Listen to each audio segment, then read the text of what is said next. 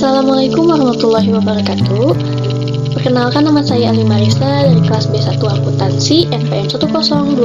Pada video kali ini saya akan sedikit membahas materi mengenai wafatnya Rasulullah SAW dan para khulafaur rasyidin. Wafatnya Rasulullah SAW.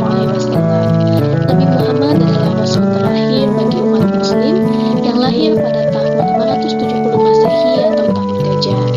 Masa kenabiannya dimulai pada usia 40 tahun ketika Nabi Muhammad didatangi oleh malaikat Jibril dan mendapat wahyu pertamanya dari Allah. Sejak itu, Nabi Muhammad mulai berdakwah di Makkah yang lanjut ke beberapa wilayah lain untuk memperkenalkan agama Islam hingga akhir hayatnya.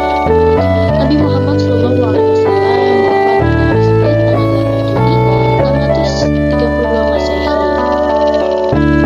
Pada 632 Masehi atau setelah 10 tahun hijrah ke Madinah, Nabi Muhammad menunaikan ibadah haji.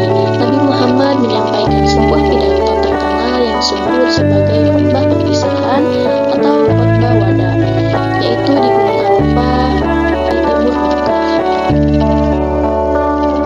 Lewat pidato ini, Nabi Muhammad berpesan kepada pengikutnya untuk tidak mengikuti aturan adat pra-Islam tertentu. Tidak lama setelah itu, Nabi Muhammad mulai menderita sakit yang cukup parah, tepatnya pada 29 Safar tahun 11 Hijriah. Nabi Muhammad mengalami sakit kepala dan demam tinggi selama beberapa waktu setelah pulang dari naik haji untuk pertama dan terakhirnya. Kondisi ini kurang lebih 14 hari. Kendati begitu, selama 11 hari berturut-turut, Nabi Muhammad masih menyempatkan diri untuk mengimami sholat berjamaah. Pada hari Senin, tanggal 8 Juni 632 Masehi, Nabi Muhammad meninggal di rumah istrinya, yaitu Siti Aisyah. Nabi Muhammad meninggal karena sakit dalam usia 63 tahun, ketika posisi kepalanya sedang bertumpu pada pangkuan Aisyah. Ketika Nabi Muhammad baru saja dinyatakan meninggal, banyak kerabat dan para sahabat yang tidak percaya. Jasadnya Nabi Muhammad kemudian dikebumikan di komplek Masjid Nabawi di Madinah yang saat ini di bawah kaum Kubah hijau. Nabi Muhammad meninggal dengan memberikan beberapa peninggalan berharga, termasuk antaranya dua petunjuk pedoman bagi umat Muslim, yaitu Al-Quran dan hadis. Selain itu, sebelum kematiannya, Nabi Muhammad menerima wahyu terakhir melalui surat Al-Maidah ayat 3 yang berisi pesan mengenai makanan apa saja yang dilarang untuk dikonsumsi oleh umat Muslim. Di dalam surat itu, Allah meridhoi Islam sebagai agama Muhammad yang sempurna dan disempurnakan.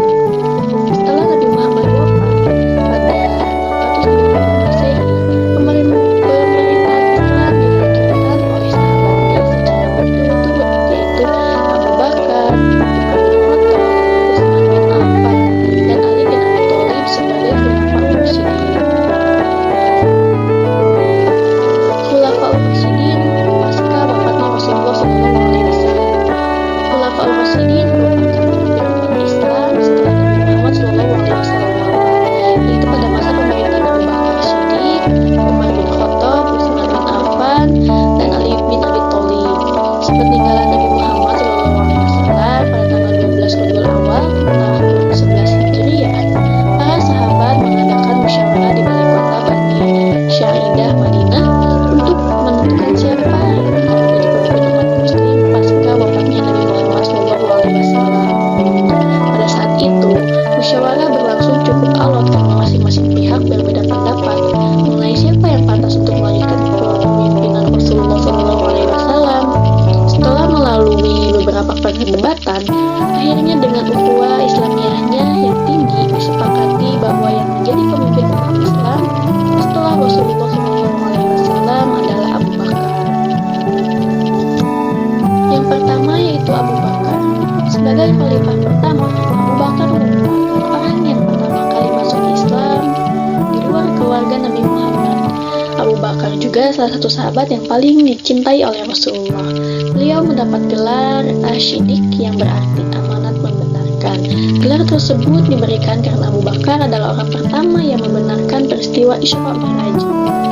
Di awal kepemimpinannya, beliau dihadapi dengan beberapa kesulitan dalam menghadapi masyarakat setelah wafatnya Nabi Muhammad SAW. Abu Bakar adalah seorang pemimpin yang tegas. Beliau menyatakan akan memerangi golongan yang menyimpang dari kebenaran agama. Dan hampir seluruh kaum muslim menerima dengan antusias ketegasan yang ditegaskan oleh Abu Bakar tersebut. Dalam memerangi kaum murtad, banyak penghafal Al-Quran dari golongan kaum muslim. Dan Umar khawatir jika sebagian dari Al-Quran akan musnah bersamaan dengan gugurnya para penghafal. Oleh sebab itu, Umar menasihati Abu Bakar untuk membuat kumpulan Al-Quran. Awalnya beliau ragu, namun pada akhirnya beliau setuju dan menugaskan Zaid bin Thabit pada tanggal 23 Agustus 634 Masehi. Abu Bakar meninggal bersamaan dengan beberapa kemenangan yang telah dicapai pasukan muslim dalam peperangan melawan kaum murtad. Sebelum meninggal, beliau berwasiat kepada Umar bin Khattab agar menjadi penggantinya dengan maksud untuk mencegah kemungkinan terjadi perselisihan dan pemecahan di kalangan kaum muslim. Yang kedua yaitu Umar bin Khattab. Umar bin Khattab bin Nufail adalah keturunan Abu Uzza al-Quraisy yang berasal dari suku Adi. Beliau masuk Islam tahun kelima setelah kenabian. Beliau orang berbudi luhur, fasih, adil, dan pemberani. Umar bin Khattab juga merupakan sahabat terdekat Nabi dan menjadi tangan kanan Abu Bakar. Umar bin Khattab mendapat gelar Amir al-Mu'minin, komandan atau pemimpin orang-orang yang beriman, berkat penaklukan-penaklukan yang berlangsung pada masa pemerintahannya. Saat kepemimpinan Umar pada tahun 635 Masehi, terjadi gelombang ekspansi pertama di ibu kota Syria, Damaskus. Dan pusat kekuasaan Islam Madinah juga mengalami perkembangan yang pesat. Dalam menata pemerintahannya, beliau membentuk departemen-departemen dengan model Persia dan berhasil membuat dasar pemerintahan yang handal dan terus berkembang. Selain pintar dalam menciptakan pemerintahan baru untuk kemaslahatan umat, beliau juga memperbaiki dan mengkaji ulang kebijakannya. Misalnya, beliau membiarkan tanah digarap oleh pemiliknya sendiri dan sebagai gantinya tanah tersebut dikenakan pajak atau al-kharaj. Setelah 10 tahun 6 bulan 4 hari, masa jabatannya berakhir karena Umar dibunuh oleh seorang budak dari Persia bernama Abu Lu'lu'ah. Saat terluka parah dari pembaringannya, beliau mengangkat komisi pemilihan atau pemerintahannya. Beliau menunjuk 6 orang, yakni Utsman, Ali, Tolha, Jubair, Sa'ad bin Abi Waqqas, dan Abdurrahman bin Auf.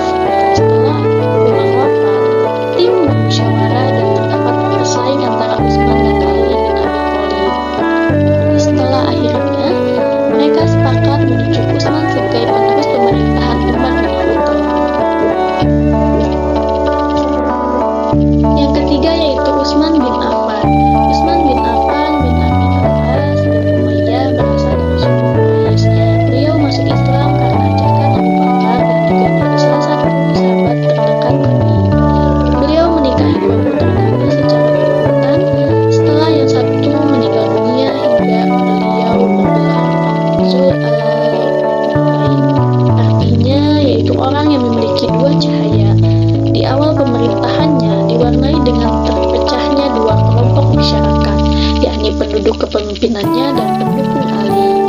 Kepemimpinan Utsman sangat berbeda dengan kepemimpinan Umar.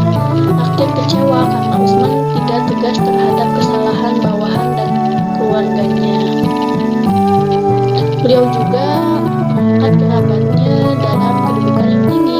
Pada saat itu pemerintahan dijalankan oleh Marwah bin Hakam, sedangkan Utsman hanya bergelar sebagai khalifah saja. Dengan sifatnya yang lemah lembut, beliau dimanfaatkan dan dijadikan boneka oleh kerabatnya sendiri. setelah banyak kaum muslim yang meninggalkannya, pada saat itu beliau juga difitnah melakukan nepotisme oleh lawan politiknya. Akhirnya para pemberontak menyerbu rumah Utsman dan beliau dibunuh oleh 2 orang dari bangsa Mesir. Yang keempat yaitu Ali bin Abi Thalib. Setelah kematian Utsman, kaum muslim memilih Ali bin Abi Thalib sebagai khalifah. Beliau adalah putra Abi Thalib, beliau sepupu dan menantu Nabi. Banyak pemberontakan yang terjadi pada masa pemerintahannya. Ali meyakini bahwa pemberontakan yang terjadi disebabkan oleh keteledoran para gubernur yang diangkat oleh Utsman, sehingga beliau memecat mereka setelah memiliki jabatan sebagai khalifah. Muawiyah yang merasa kehilangan kedudukan dan kehormatannya melakukan perlawanan di Damaskus, sehingga Ali membawa sejumlah besar tentara dari Kufah ke Damaskus. Terjadi pertempuran antara pasukan Ali dengan pasukan Muawiyah yang kita kenal dengan Perang Siffin. Perang Siffin tidak dapat diakhiri, bahkan menyebabkan munculnya golongan ketiga yang disebut Khawarij, yaitu orang yang keluar dari barisan Ali. Pada tanggal 20 Ramadan 40 Hijriah atau 660 Masehi, Ali terbunuh oleh salah satu seorang anggota Khawarij. Kemudian selama beberapa bulan, kekhalifahan diambil alih oleh anaknya yang bernama Hasan. Namun, ketika pasukan tentara yang dimiliki oleh Hasan lemah dan Muawiyah semakin kuat, akhirnya Hasan membuat perjanjian damai yang dapat mempersatukan umat Islam dalam satu kepemimpinan politik. Di bawah kepemimpinan Muawiyah bin Abi Sufyan, perjanjian tersebut membawa Muawiyah menjadi penguasa absolut dalam Islam pada tahun 41 Hijriah atau 461 Masehi yang dikenal sebagai tahun Jamaah. Dan berakhirlah masa Khulafaur Rasyidin dan dimulai kekuasaan Bani Umayyah dalam sejarah politik Islam. Mungkin itu saja yang dapat saya sampaikan. Mohon maaf bila terdapat kesalahan dalam penyampaian materi. Dan video ini dibuat untuk memenuhi salah satu tugas evaluasi tengah semester mata kuliah Pendidikan Agama Islam 6. Sekian dari saya. Wabillahi taufiq wal hidayah.